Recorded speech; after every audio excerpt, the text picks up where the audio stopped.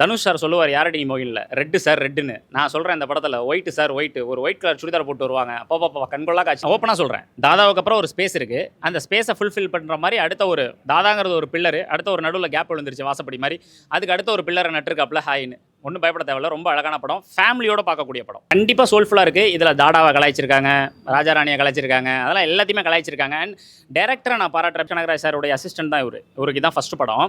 சூப்பராக கொண்டு போயிருக்காப்புல. ஏன்னா பெரிய க்ரூ இருக்குது. பாக்கியராஜ் சார் பெரிய லெஜெண்ட், பிரபு சார் பெரிய லெஜெண்ட், சுகாசினி மேடம் இருக்காங்க, ராதிகா சரத்குமார் மேடம் இருக்காங்க. எல்லாருக்கும் தீனி போடணும். எல்லாருக்கும் அவங்கவுங்க கேரக்டரை அழகாக எவ்வளோ ஸ்பேஸ் கொடுத்துருக்காங்களோ அவ்வளோ ஸ்பேஸில் அவங்க பர்ஃபார்மன்ஸ் பண்ணியிருக்காங்க. சொல்லப்படாமல் டிஆர் சார் உள்ள வராரு. பிரபு சாரோட மனைவி பேர் உஷா, உயிருள்ளவரை உஷா, உயிருள்ள உஷா டிஆர் சார் படம். ஒருத்தர் நினச்சிக்கிட்டே இருக்கிறது சொல்லப்படாமல். அதான் சொல்கிறல, படத்தை நம்ம சினிமாவை எப்படி கவனிக்கிறோமோ, எவ்வளோ ரசிக்கிறோமோ அவ்வளோ அழகு சினிமா. ஸோ ரொம்ப அழகாக பண்ணியிருக்காப்புல. காமெடி குரேசி சார் ரொம்ப நல்லா பண்ணியிருக்காப்புல, ரொம்ப அழகாக பண்ணியிருக்காப்புல. மியூசிக் 2 பாட்டு ரொம்ப சூப்பராக இருக்குது. ஒன்று ரசகுல்லா, இன்னொன்று ஏன் சக்கரையே. ரெண்டுமே ஸ்வீட்டை வச்சு போட்டிருக்காப்புல, ஸ்வீட் ஆப்பும் போட்டிருக்காப்புல.